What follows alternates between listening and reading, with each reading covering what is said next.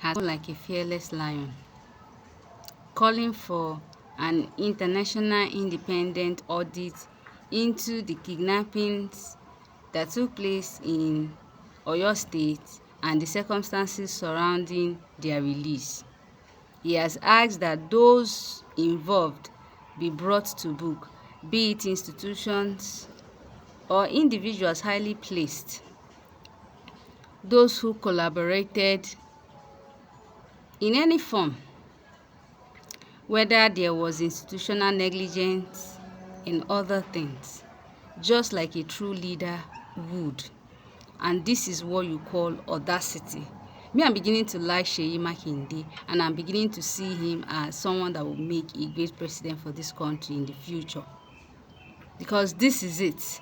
Many people expected him to go running, kneeling, and doing dobale for the president, whereas we know that something went under the bridge.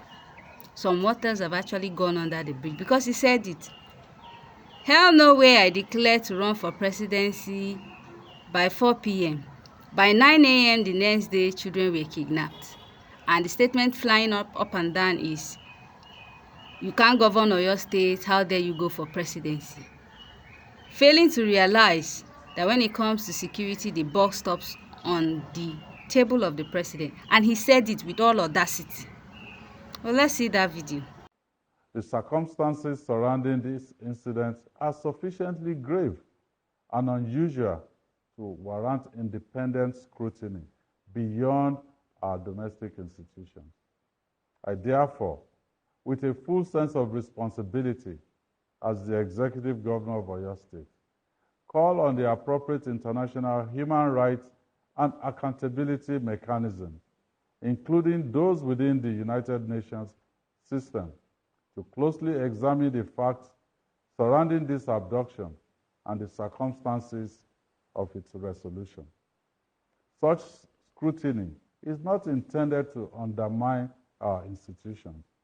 Rather, it is intended to reinforce public confidence that the truth will be established and that every person found to bear responsibility, regardless of office, influence, or affiliation, will be held accountable. Under the Constitution of the Federal Republic of Nigeria, the primary responsibility for national security rests with the federal government and the security agencies under its command. The Nigerian people, therefore, deserve a full and transparent account of what happened, who was responsible, whether there were institutional failures, negligence, or collusion at any level, and what measures must now be taken to ensure that no community is ever subjected to such an ordeal again. This is not about politics. It is about justice for the victims, reassurance for our people, and restoring public confidence that every Nigerian child can go to school without fear. Interesting, right? Audacity won't wound Seyi Makinde. Now, these are the set of people I actually like, who are not afraid to say it the way it is. It is the presidency that has failed to secure the lives and properties of citizens of Oyo State, not Seyi Makinde.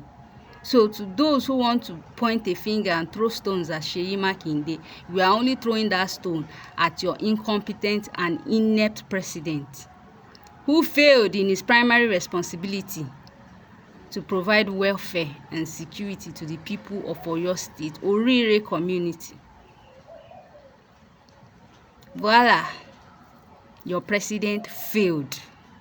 So leave Seyi Makinde out of it. Seyi Makinde is not your problem. It is not a crime to have an ambition. It is not a crime to aspire to become president of Nigeria. The presidency is not the lineage. It is not the throne of Bola Ahmed Tinubu that he's the only Yoruba man that should be contesting. Seyi Makinde has every right to declare for presidency whenever he wants to. You all are very wicked and foolish lot. A whole lot of foolish people roaming that Yoruba state. That in all the good people wey head correct for that Yoruba state, you did not find any. You found a drug lord and a certificate forger to impose him as president on the rest of us. And because of him, you all are dancing naked in the marketplace because of a drugging. You all have suddenly lost your sense of humanity and have become what you truly are. Bola Ahmed Tinubu exposed a lot of you. You called Osibanjo Judas because he dares contest against Jagaban of Africa, Jagaban of Yoruba land.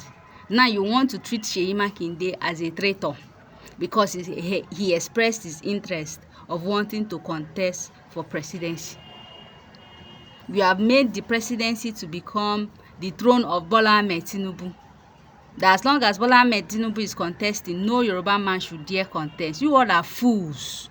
Now the Olodo culture wey we dey talk about be this is deeply entrenched in that southwest, and na Bola Ahmed Tinubu na expose una. Thank God for Bola Ahmed Tinubu, because we started seeing the true characters of most of you guys. Una wey dey brandish as the most educated tribe, we saw how foolish you guys truly are. The Olodo capital of Nigeria na that una southwest, because una go see person wey head correct, that has pedigree, una say lie na drug lord, certificate forger, the one that has been oppressing you guys, that has turned Lagos to his personal property and want to put Nigeria in his pocket. That's the one you chose. Make una go examine una head before you come out in public and continuously disgrace your ancestor. Shame on you guys that are standing with Bola Ahmed Tinubu and standing against Seyi Makinde. Seyi Makinde, you are the true hero.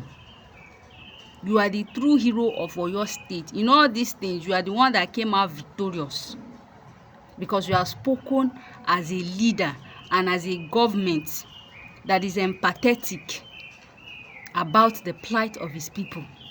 I will give it to you any day, anytime. Once Obi is done, we are done with Obi, and in future you present yourself as a potential presidential candidate. Best be sure that Florence will stand behind you, because you have audacity and guts needed to challenge the status quo. Well, let's have your thoughts in the comment section. You know how I like it. Drop it like it's hot. Do not forget to subscribe, like, share, follow for more, right? Just keep an eye out. See you around. Peace.